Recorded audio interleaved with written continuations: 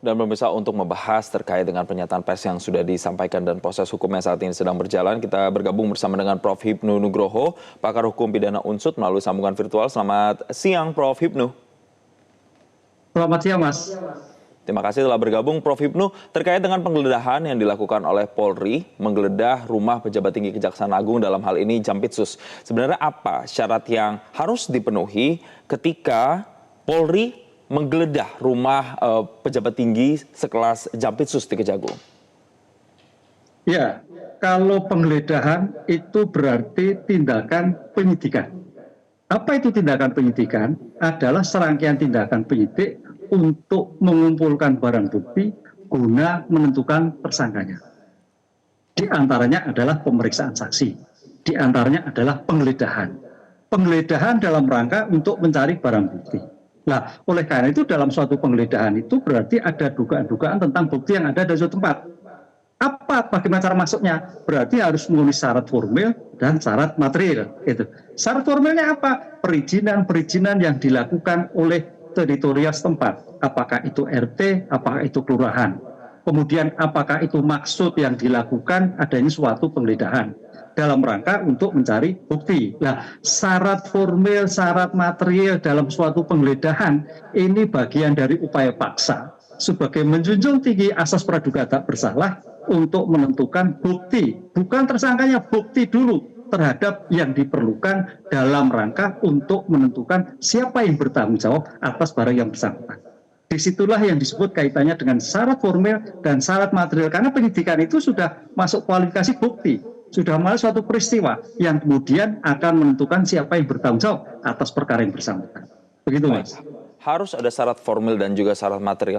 Tapi kalau melihat penggeledahan yang dilakukan di rumah Jampitsus itu, apakah dapat disimpulkan bahwa sebenarnya pihak kepolisian itu sudah punya bukti permulaan terlebih dahulu sebelum akhirnya melakukan penggeledahan, atau justru penggeledahan ini adalah untuk mencari bukti awal? Yang mana persepsi yang sebetulnya dilakukan oleh Polri dalam penggeledahan tersebut, Prof. Hipnu? Oh, begini, dalam suatu peristiwa pidana itu harus dilakukan penyelidikan dulu. Nah, penyelidikan, apa itu tindakan penyelidikan? Suatu tindakan penyelidik untuk menelusuri suatu peristiwa. Ada suatu peristiwa hukum. Nah, kalau memang nanti ada suatu peristiwa hukum atau tidak suatu peristiwa hukum. Kalau tidak ada peristiwa hukum tidak dilanjutkan, ada peristiwa hukum dilanjutkan dengan penyidikan.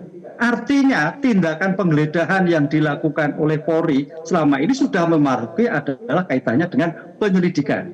Nah, dengan demikian sebagai bentuk penyidikan itu serangkaian tindakan penyidik mengumpulkan barang bukti guna menentukan tersangkanya. Nah, disitulah yang akan dilakukan oleh penyidik dalam menentukan sebetulnya siapa atas kasus dugaan atas barang, atas kepemilikan yang ada dalam suatu TKP yang bersangkutan. Itulah yang dalam rangka untuk menentukan siapa yang bertanggung jawab. Kalau dalam bahasa hukumnya adalah tersangka.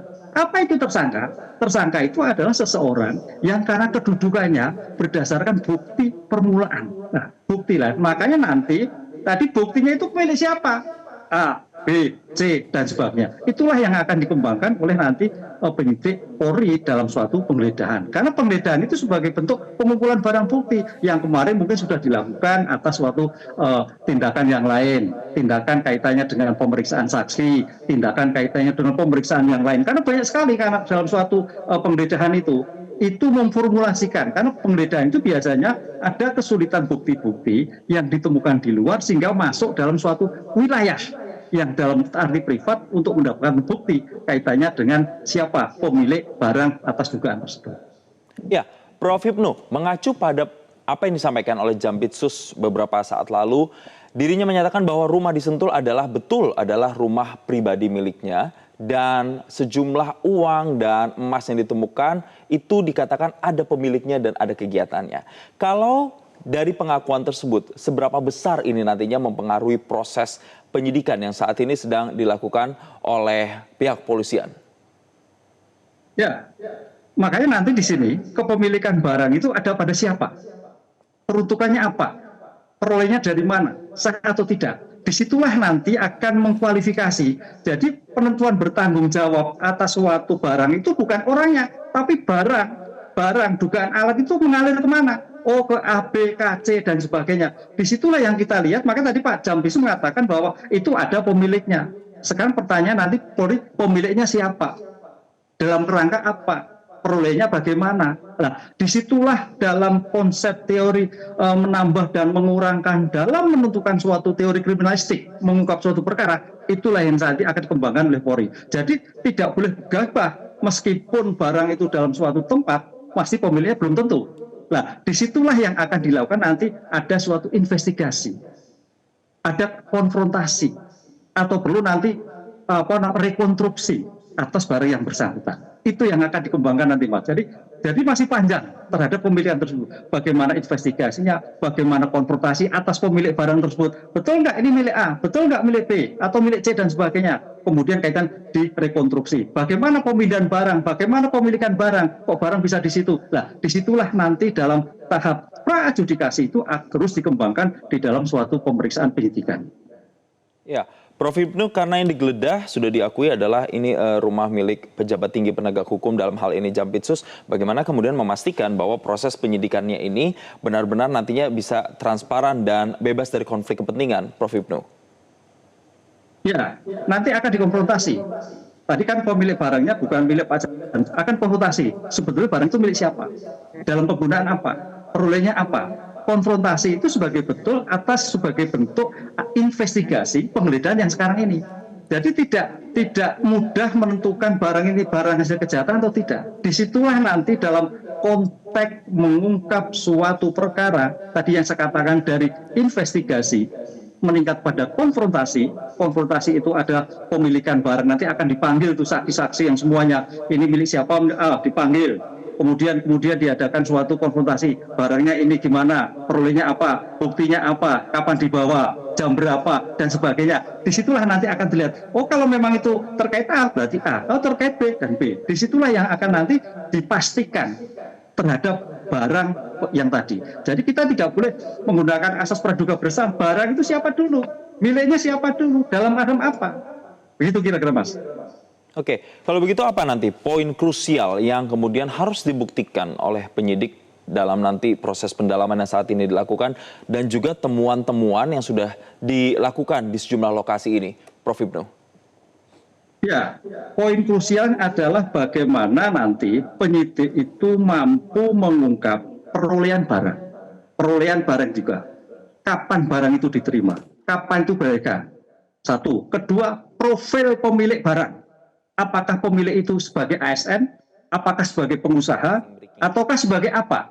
Disitulah yang akan nanti dibentuk konfrontasi atas pemanggilan saksi-saksi oleh penyidik terhadap barang yang dimiliki, barang yang dihasilkan dari penggeledahan. Di situ akan terlihat, oh ini milik pengusaha, oh bisa juga, oh ini pengusaha emas, oh ini bukan pengusaha emas kok, ada barang di sini. Nah, disitulah nanti akan dilihat profil yang bersangkutan, dan di situ penyidik nanti akan melihat, oh ini nggak pas ini nggak keliru ini, kan gitu loh. Karena dalam nanti kalau toh mengelak, misalkan ada pemilik barang mengelak, dalam konsep hukum saya kira apakah di penyidikan, apakah di penuntutan, apakah di persidangan, keterangan-keterangan yang kaitannya sebagai dugaan tersangka itu mengenai asas non self incrimination. Apa artinya? Bahwa keterangan-keterangan saksi seandainya nanti ada yang mengelak, oh ini bukan milik saya, bukti itu bukan bernilai keterangan tadi. Karena keterangan itu boleh bebas. Disitulah nanti penyidik harus firm memperoleh dukungan bukti tentang kepemilikan keberadaan barang. Baik tentang kapan didapatkan, baik kapan perolehannya, baik peruntukannya, baik profil terhadap pemilik barang yang bersangkutan. Baik, Prof. Hipnu, nanti kita akan sama-sama mengikuti lagi bagaimana perkembangan dari penyidikan yang saat ini sedang dilakukan, karena sampai dengan saat ini juga belum ditetapkan tersangka dan belum diumumkan. Terima kasih Prof. Hipnu Nugroho telah bergabung bersama kami di Breaking News Metro TV.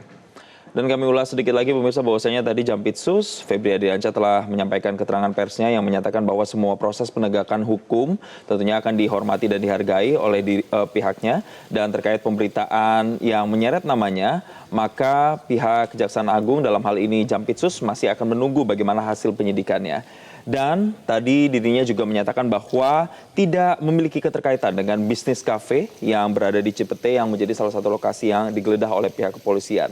Sementara terkait dengan uang dan juga emas yang ditemukan di brankas di rumah di Sentul, Bogor, Jawa Barat, dirinya menyatakan bahwa ada pemiliknya dan juga ada kegiatannya dan nantinya bisa diperiksa, tetapi tidak akan dijelaskan dalam konferensi pers tadi, melainkan nanti dalam forum hukum, pemirsa. Dan ketika ditanyai terkait dengan dirinya, Jampitsus dengan blackout yang terjadi di sejumlah wilayah di Sumatera, salah satunya, dirinya mengatakan tidak paham keterkaitan dirinya dengan blackout yang terjadi, tetapi Jampitsus mengatakan bahwa dirinya tahu itu terkait dengan pengadaan batu bara ke PLTU. Dan nantinya dirinya menyatakan bahwa harus dilakukan audit secara keseluruhan. Sementara terkait dengan pernyataan temuan foto keluarga di rumah Sentul, dirinya juga menyatakan bahwa memang rumah di Sentul itu adalah rumah pribadi.